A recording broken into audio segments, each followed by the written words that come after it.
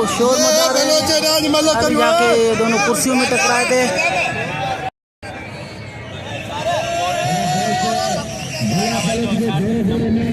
सदाम मला और कबूतर खास के लिए और शिदी, ये शिदी के नाम से भी पहचाना जाता है, उसको खास के लिए भी बोलते हैं।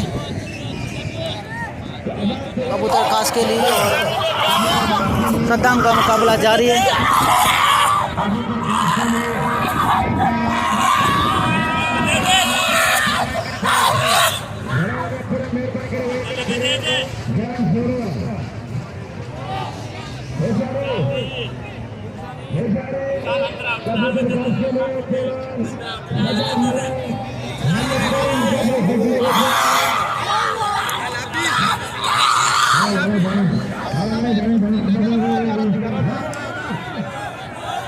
सद्दाम ने एक बार गिराने की कोशिश की, कबूतर उठने की कोशिश की मगर उठ नहीं सका। फिर दोबारा उसने धक्का दिया, आके उसको मारा है।